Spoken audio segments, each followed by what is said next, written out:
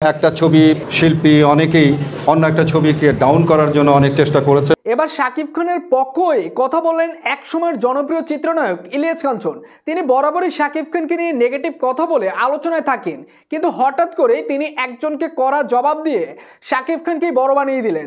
দেখেন ভাই ব্রাদার, আফরান নিশো এবং শাকিব খানের মাঝে সিনেমা নিয়ে একটা কামড়াকামড়ি ছিল, যেহেতু শাকিব খান সেই বিষয়ে কোনো কথা বলেনি, কিন্তু আফরান নিশো শাকিব খানকে ইঙ্গিতপূর্ণভাবে নানাভাবে খোঁচাখুচি করেছেন। সেটারই যেন জবাব দিলেন এবার ইলিয়াস কাঞ্চন।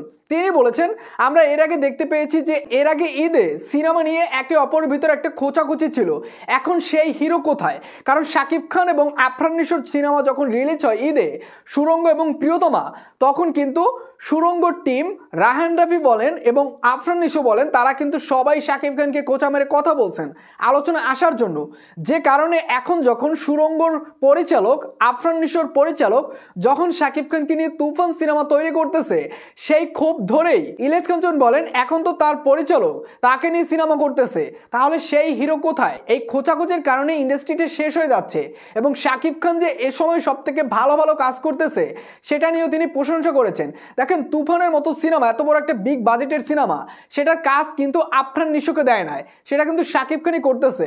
তো সেটা নিয়েও তিনি শুভকামনা জানিয়েছেন যে শাকিব খান এ সময় সব থেকে জনপ্রিয় নায়ক, শাকিব খানের বেশ কয়েকটা সিনেমা আগামীতে আসবে, তো শাকিব খান ইন্ডাস্ট্রিকে অন্য একটা জায়গায় নিয়ে যাবে। তো ভাই ব্রাদার, ইলিয়াস কাঞ্চন তো সবসময় শাকিব খানকে নিয়ে নেগেটিভ কথা বলে আলোচনায় থাকেন, কিন্তু হঠাৎ করে কেন শাকিব খানকে নিয়ে অনেক সুন্দর সুন্দর কথা বললেন বা আফরান নিশোকে কেন ইঙ্গিতপূর্ণভাবে ধুয়ে দিলেন?